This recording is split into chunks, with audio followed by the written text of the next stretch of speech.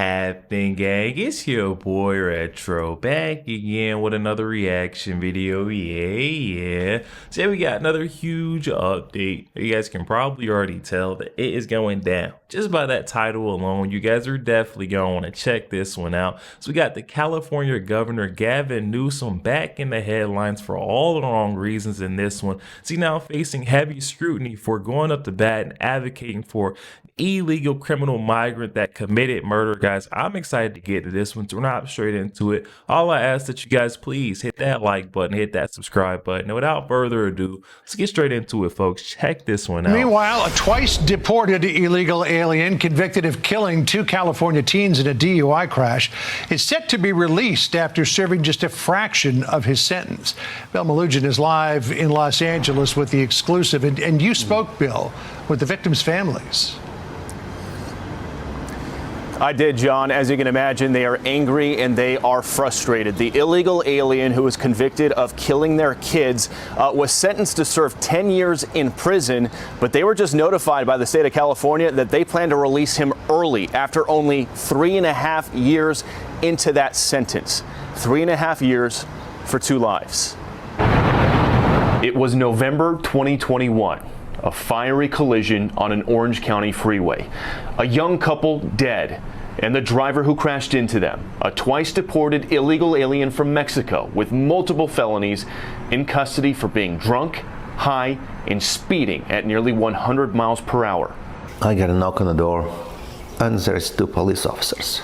The pain written all over the face of Pavel Osokin, as he recalls being told his son Nikolai and his 19-year-old girlfriend Anya Varfolomeev, friends since they were kids, were gone. They told me there was a horrible incident. My son and his girlfriend Anya basically were burned alive in their car. She was my daughter. Anya's father, Anatoly, got a similar knock on the door that night. He said Anya's name. I said, yes, it's my daughter. My wife came downstairs and she was screaming and crying.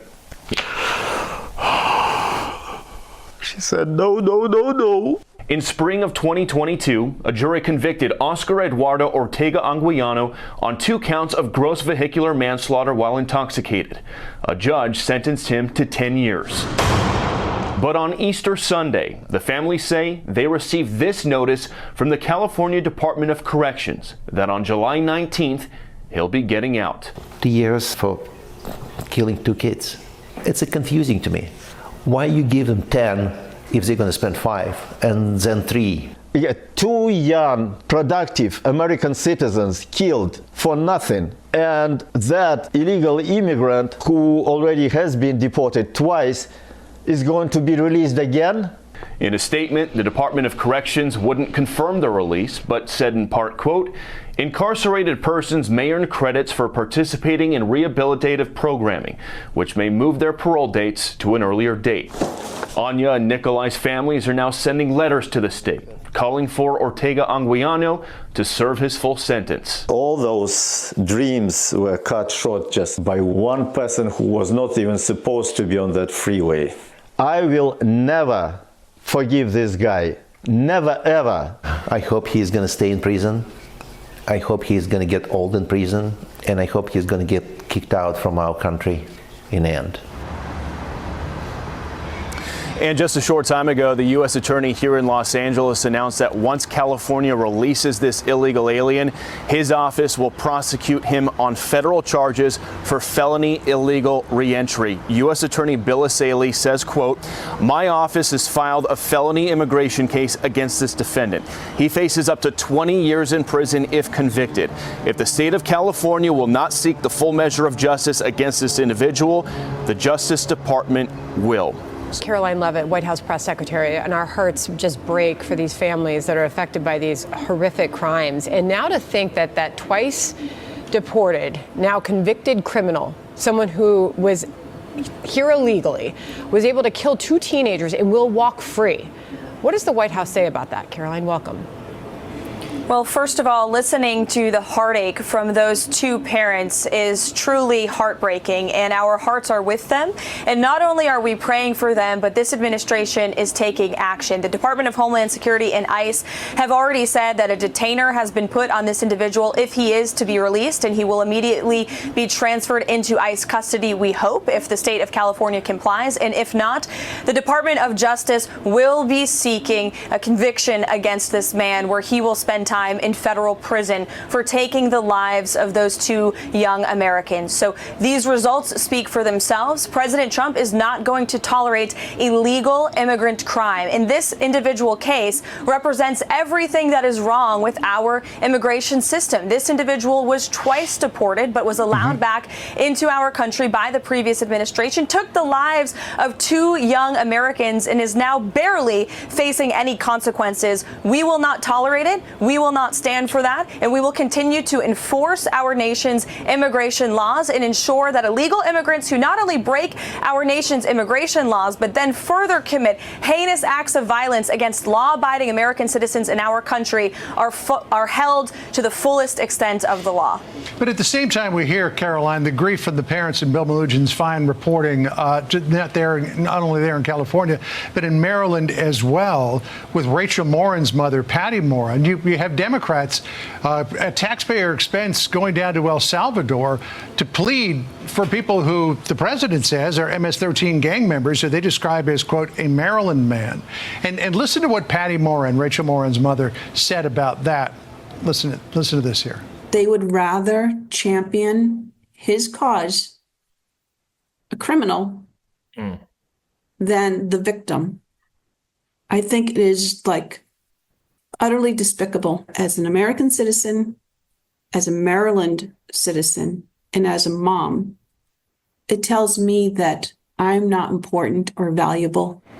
So you had Senator Chris Van Hollen of Maryland go down there, but then you also had members of Congress from Arizona who have nothing to do with this going down there to El Salvador. And you wonder, what is the Democrats' big play here? I was talking to Kayla McGee-White yesterday, and she thought that if the Democrats can make it almost impossible to deport an MS-13 gang member, how is this administration going to deport some non-criminal illegal aliens? Well, the Democrat Party is full-blown crazy. Their motto should be illegal immigrant criminals first and American citizens last, because that's exactly what they are doing. You have seen Democrat elected officials who swear an oath to stand up for their constituents and law-abiding American citizens spending more time advocating for illegal alien criminals, gangbangers, and wife beaters in the case of Abrego Garcia from Maryland. It's despicable. It is disgusting, and we are going to continue to call them out. And this administration is going to continue to fully enforce our nation's immigration laws. And how can we live in a sovereign country where the previous president, Joe Biden, was allowed to illegally traffic tens of millions of illegal aliens into our country, and the courts did nothing to stop him? But now you have President Trump, who was duly elected overwhelmingly by the American people to deport these illegal criminals from our communities, and you have rogue district court judges that are trying to stop him at every turn. It's unacceptable. And I will remind these district court judges and the Democrat Party that 90% of the American people support deporting illegal immigrants who commit crimes in the interior of our country. That's according to a latest Washington Post poll. So the president will not only win in the court of law, but he is winning in the court of public opinion. And he is delivering on his promise to secure our homeland. Yo, there we have it, guys. Oh my goodness. This right here is what the Trump agenda is and mission is trying to prevent from happening. I mean, this was totally avoidable. This man was deported from our country 2 separate times, somehow gets back a 3rd time to commit the most heinous crime, drinking and driving, also underneath the influence of other things, going over 100 miles per hour and taking these innocent lives. You know, these families that just lost 2 beautiful souls for no reason at all could have totally been prevented. But underneath the last administration's